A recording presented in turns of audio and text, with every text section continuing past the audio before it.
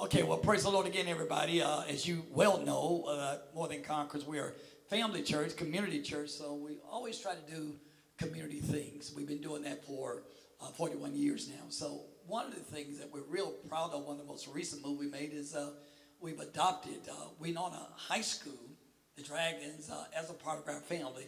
And I am so privileged in this segment to have joined with me a special group. And I'm going to start with the coach, and he'll introduce the players that with him. I have the esteemed head coach of the best high school, in my opinion, in the city of Birmingham, in this great metropolis of Birmingham, of Wenonah Dragons. Yeah, thank you, Pastor. Coach Nick Howard, welcome. Thank you, Pastor.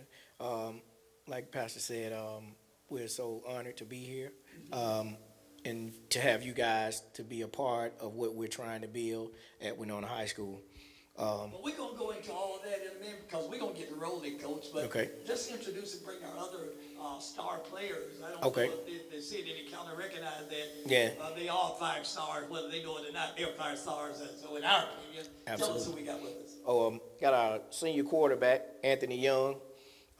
Anthony Young has great accolades and attention on him. He's had a phenomenal high school career as quarterback and defensive back, and he's highly recruited in the state of Alabama. On both sides of the ball. Anthony playing on both sides of the ball. Yeah, if it's up to Anthony, he wouldn't lead the field. Thank God we got Coach. Yeah, and we'll look out for a slight hum here, guys, so we'll keep it moving.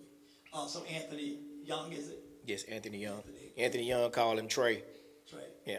That's why I be hearing Trey so much. That's why you hear Trey on the field. Trey. Who else we got? We got Eldridge Shelton. Eldridge Shelton is a junior defensive end and tight end. So, but Eldridge is number 3 probably at this point after the last game, number 2 in the state in sacks. Oh, wow. You throw it down like that, dude? Yeah. So Eldridge is he's one of those young guys that's been with us playing since he was younger, since he was a 9th grader. So I think the ceiling is so high for both of these young men. Well, we wanted to highlight them because we realize sometimes in the outskirts cities, school systems, they get great support from the school. And I don't want to come like we're the great hero, but being our church sits in 35211. Right. And so we wanted to show some support. We gave a call, and we'll talk about that a little bit. But we want to see all the West End. In my world, in the Bible, when they talked about Jesus, the King of Kings, he was from an urban place called Nazareth. And the question was asked about Jesus, can any good thing come out of Nazareth? You know, it's almost like they have the audacity to wonder if anything good can come out of the city, as if things happen in the county and the state. But I just believe some of the best things come, just like Jesus, out of the city. But Coach, our connection before we hear from both Trey and Sheldon, let me hear about this connection with More Than Conquerors.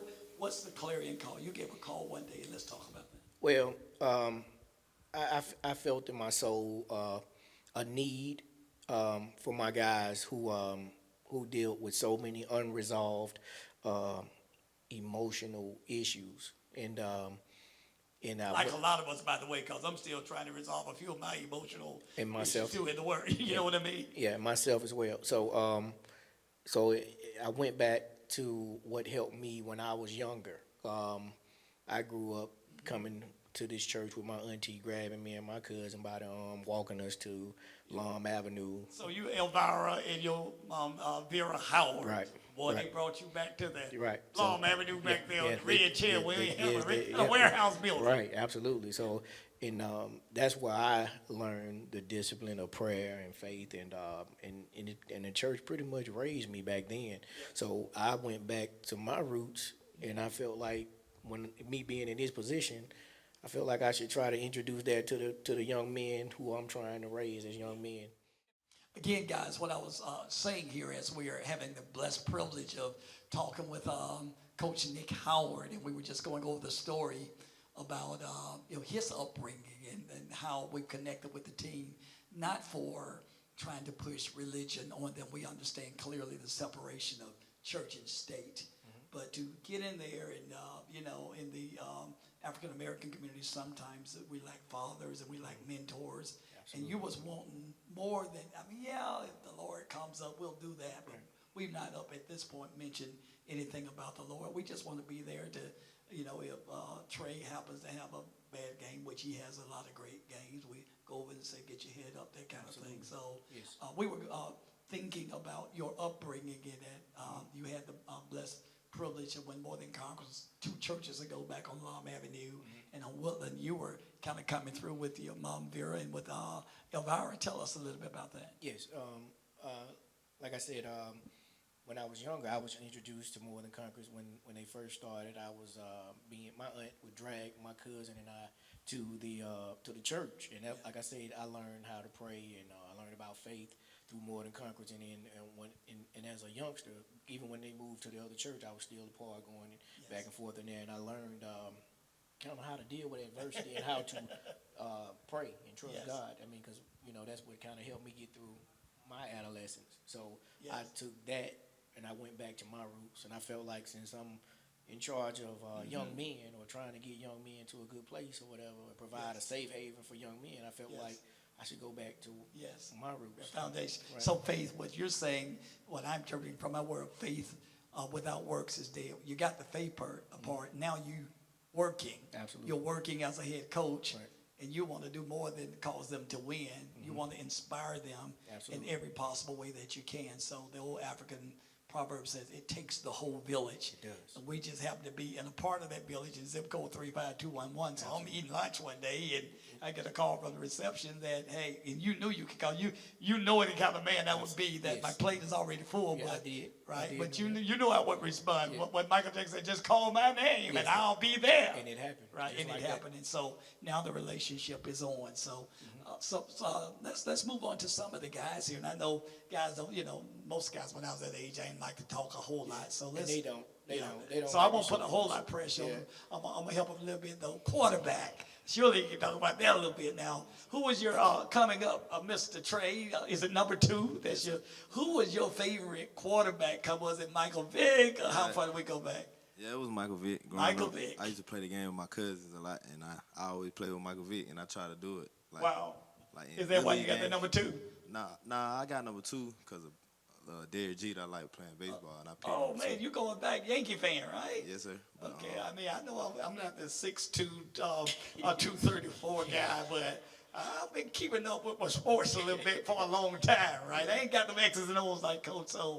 So man, what does that game? What does sports do for you? There's a lot of discipline, a lot of practices, and is it like therapeutic? Is it helpful for you? What does it do for you? well, football for me is just it's like a safe place for me. I can go out, relieve my stress, go have fun with my teammates, and just play the game I love because I really like. All my life I've been playing football since 4 years old. Would you be considered a dual threat? Yes, Triple sir. threat. I'm gonna take you. You're a triple threat. Can you kick it a little bit, punt a little bit too? Nah, I can't kick. Now I'm not gonna go on races here. Sometimes we brothers, a couple of things we don't like them frozen ice sports, and we don't like them water sports too much. I'm kicking that football. We don't want to punt on it, but we'll throw that ball, right? Yes, sir. Yeah. So is there a lot of mental? Sometimes we've been labeled like blacks. We can run the ball, but we're not supposed to be smart enough to read the plays. Read 1, 2, 3. How much mental is needed? Mentality needed, and intellectualism is needed with it. It's more than just athleticism. Tell me a little bit about that. Well, it really takes studying the game to realize what to do, what throw to make, knowing the plays, knowing everyone's route, knowing what everyone has to do for real, like Wow. the dad on the field. What is it, dad on the field? Yes, sir. Wow. So do you have to study the films? Yes, sir. I yeah. hear these languages like I've been on the football team, like study the film. So you have to go and scout the team and kind of know what the defensive line may be, what their tendencies are. Yes, sir. You I'm gotta sure with pick that, up help a their coach. tendencies. Yeah, pick up their tendencies, read their DBs, their defensive backs, read their linebackers, just read the whole defense. Wow. Figure out what defense they're in. Now, how much before I turn to Mr. Wreck the line, the defensive line specialist, number 2 in the state of Alabama, before I toss it his way, how much time is important and needed when it comes to your receivers? And, I hear sometimes the quarterback saying that they build a bond between the receiver. They learn his tendencies and his routes, and that you're throwing the ball, and I may be wrong, that's to a position more than rather throwing it to a receiver. Is that anywhere correct? Yeah, it just takes working together, chemistry. Chemistry, that's the word Just I'm being- trying to find. being Teach around me, each Trey. other. Yeah, yeah. Yes, sir. Just Awesome. figuring Well, them out. we're talking to Trey Young, right? Yes, sir. Oh, man. Number 2, Michael Vick is trying to be Trey. Oh, I'm sorry. Man, so proud of you, man, to see that you're disciplined enough to be doing something that's fun. Now, let's move to the line. And we ain't talking about the old line. We ain't talking about the fraternity line. We talking about the defensive line, right? Yes, sir. Especially, so you're rushing that line trying to get to that quarterback. So, now, man, that's pretty good ranking. So how many sacks have you had this year? 12 right now. That's a lot of sacks. How many games have y'all played, Coach? This would be we had 7. 7 games, and you got 12 sacks? Yes, sir. So that's averaging at least 1 sack a game. Yes, sir. Right, so you, and I want to insult the intelligence of the audience when the quarterback's trying to throw, the defensive line, you trying to get in there and get him on his back, right? Yes, sir. Before he can't throw it, right? Yes, sir. So have you always had interest in defensive line? I mean, yeah, I've always played it, but my first interest was playing wide receiver. And He's a great talker, still a great coach. Good Lord, man. Yeah. I didn't talk like that when they put the mic before me, like neither Trail Show. Yeah, but when I had first came down here, I wasn't doing the best at wide receiver, so coach was trying to see what I looked like on the D line, and I already had a little bit of experience. So like when I got on the D line, it was kind of natural to me. Yeah. All right, sack. So how many, is there a record sack for the Wenonians? Do we know what the record is about defensive line? I'm not exactly sure. Yeah. I But he got to be well on the way with 12 sacks, I right? know he's number 2 in the state right You now. know that though, right? I got a few offers coming. I'm getting looked at. No offers right now though. Yeah, well, see, now that's where I come in at. See, we all giving the prayer. I'm going to, and all my audience, you already know to start praying that he'll start getting some major offers, because sometimes you're just one big thing away from a door being open. And that's kind of like, I'm not a defensive line here. I'm a healing line kind of guy that God will open up and cause you to be magnified. Now, since I'm on that turf today, mine would be the promised site where God told one character named Joshua, he told him, I am going to magnify you in the sight of Israel, in Joshua chapter 3 or something like verse 5. And, you could be one play, one hit, one interception away, or one coach just decide I want to go to an inner city school. You don't know who's watching you. And that's what we're asking them to do for both of you, Sheldon and Trey, there, as we part of our plan, Coach, and thank you so much. Anything else you want to say to those guys? Wait, sound like you say you came here. You're from another state? Yes, sir. Where are you from? I'm from Georgia. Georgia. Okay, now, in the state of Alabama now, that's profanity. You're not supposed to be cussing on the pulpit with the Georgia Bulldogs, right? But that's okay. I was talking about, that's Crimson Tide, though. And you moved to Birmingham, and now you're playing with Wenonah. Yes, sir. Awesome. Just so respectful, Coach. Yes, yeah. They are, both of them. Yeah, so we're going to get ready to end this. We know practices are coming, but part of our goal, and I'm asking Birmingham to do that. I've been around Birmingham for quite a while, like a little influence, trying to get more affluence to use our resources. We only have one high school in 35211. My goal is in the next 5 years to get to a place where them stadiums are packed out. So if we have to ask the car dealer to give away a car or something, we don't care what they give away, to get them there and draw a raffle, whatever we need to do to show interest in our community and whatever to get the parents to coming out. And not a savior, I don't want to overpromise, but I love to see the same energy that's given over the mountain and happen. Is there anything you'd like to make an appeal to Birmingham, as I'm talking to Coach Nick Howard, the head coach of the Wenonah Dragons? Yeah, I just would like for everyone to just come support our guys. Our overall objective is to get to the playoffs. So we got to win the next 2 games to achieve our goal.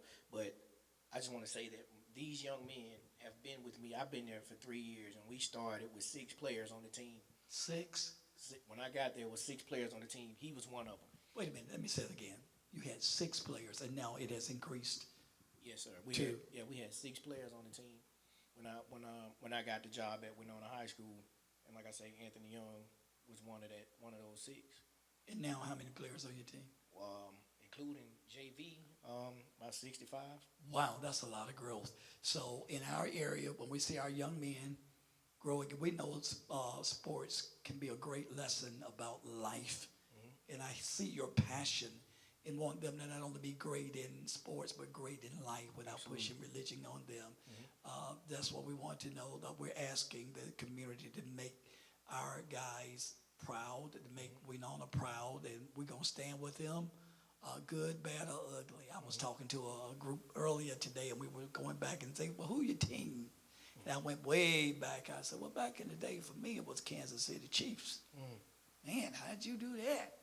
I said, well, my connection was Parker High School had a guy graduated back in the 80s, right? And we ended up going pro. Then I said, Milwaukee Bucks. That's how you become Milwaukee Bucks. I went way old school. I said, by way of the Lakers, by way of Kareem Abdul-Jabbar, by way of UCLA, by way of Lou Alcindor, by way, right? That's how I became a Milwaukee Bucks fan. So how you become a Wenonah Dragon? By way of the first pastor of this church, Dwayne Davis, who was the drum major. He helped found this church. By way of Nick Howard, by way of loving 35211, because that's where we live, so we're proud. So now here we are saying, what can we do? We want them featured. That's why on our headline on our social media page, on our digital board, those of you that pass by More Than Conquerors, you'll see us featuring. Like I want to feature the long snapper this time. I don't care if he had a mistake or two. Right. Sometimes we feature people only when they're down. Absolutely. No, I want to feature you when they're up. I want to feature you when you're down. You know what I'm saying? And say, you're still the man.